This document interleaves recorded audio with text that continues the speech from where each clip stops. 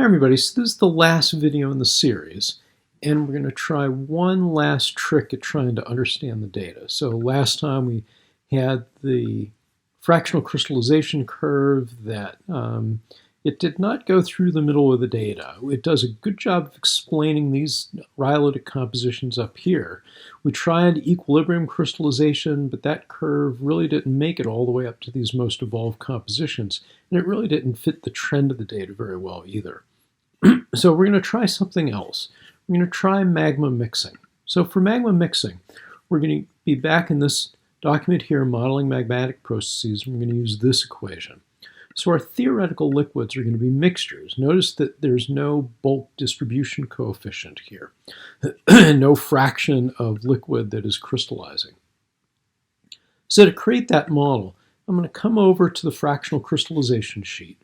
I'm going to make a copy. Edit Sheet, Mover Copy, click Create a Copy, and I'll just stick it at the end.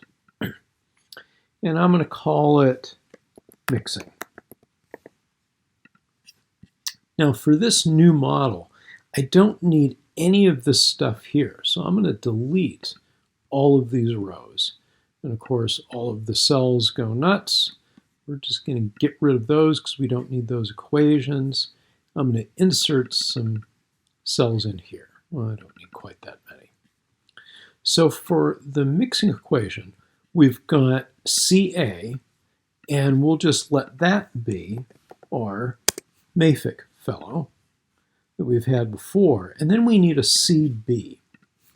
The Cb will be something that this mafic composition mixes with.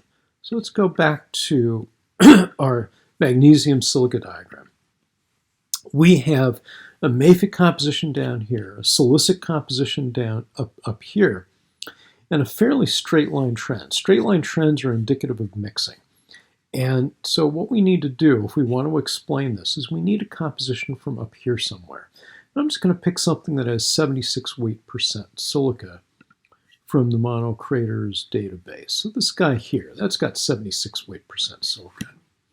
So copy, and that'll be our CB. We'll make that 18-point font so it's a little bit easier to read. For our mixing calculation, we don't really have melt fraction anymore. We have XA, the amount of A, and then we have, I'll insert a new column, XB, the amount of a felsic material. So XB is how much rhyolitic liquid is being mixed to create this mixture, and XA is the amount of mafic material that's creating that mixture. So let's go ahead and enter that equation. And to do so, we need some inputs for XA. We'll let XA go from 1 to 0 in 10% increments. We use the fill down trick we used before. There are only two components. So if XA plus XB are equal to 1 here, then of course XB is equal to just 1 minus XA. So XB is 1 minus XA. So when A is 100%, B is 0. When B is 100%, A is 0. And when one is 50%, then so is the other. Right? So now let's calculate this liquid composition. These are not fractional crystallization liquids. These are compositions based on mixing. So the amount of silica in the mixture is going to be the composition of A multiplied by the amount of A plus the composition of B multiplied by the amount of B. And if A is 100% and B is 0, then of course this should match that, and so it does. So that's not really a surprise. Now we want to fill down as we did before. We don't want the rows to change. We're referring to rows 4 and 5 here. So we'll put a $ in front of the 4 and the 5. And we don't want columns C or D to change as we fill right. So we'll put a $ in front of the C and in front of the D, and that should allow us to fill down and to fill right. And now we have our mixing model. And as we did before, I want MgO on the right, so I'm going to make, excuse me, on the left, so it's on the x-axis. I'm going to plot MgO versus silica. So we'll copy that, come over to this sheet, edit, paste special, new series, categories and X values. The chart area tab is hiding the new series, which should be clicked in blue. Excel is being more helpful than it really should be. And there's our line, which we can't see very well. So we'll add a solid line, and we'll make the markers hasher marks, and we'll make them very large so we can see them, and the color is going to be easier to see if we make it darker. Now notice it goes on the solid line does explain that straight line trend, but it goes on the upper edge of this array of points. I'd rather have it go through the middle. So instead of picking a felsic end member, component B with 76% silica, I think I want something that's closer to 75. So I'm going to come back to the monocraters data. I'll look for something with 75% weight silica. Here's one. Let's see if that works. I'm going to copy that, go to the mixing chart, and I'll just paste it over here.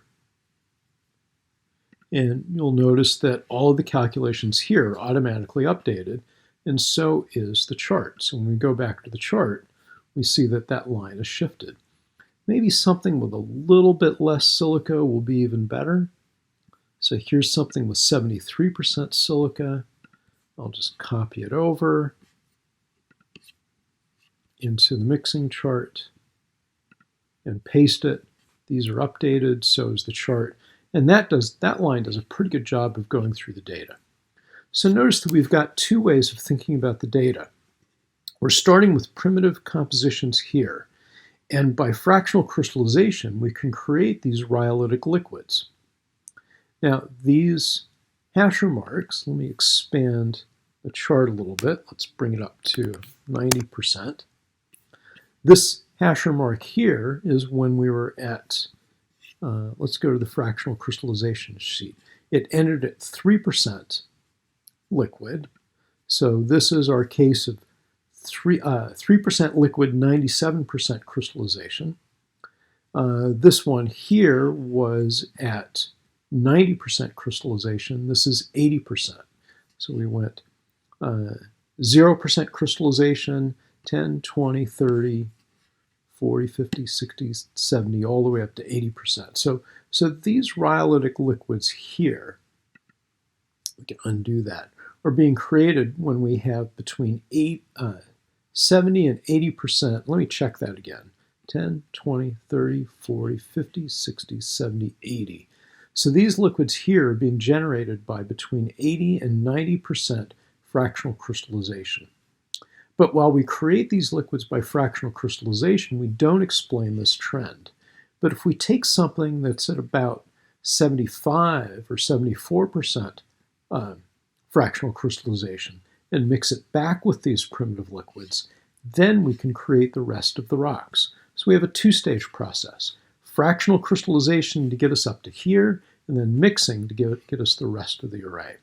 So go ahead and try that by plotting magnesium against calcium, iron, magnesium, and aluminum, and see how good you can get the models to fit. And if your model is successful, you should have a single mixing composition and a single set of fractional crystallization curves that can explain all of your compositions simultaneously.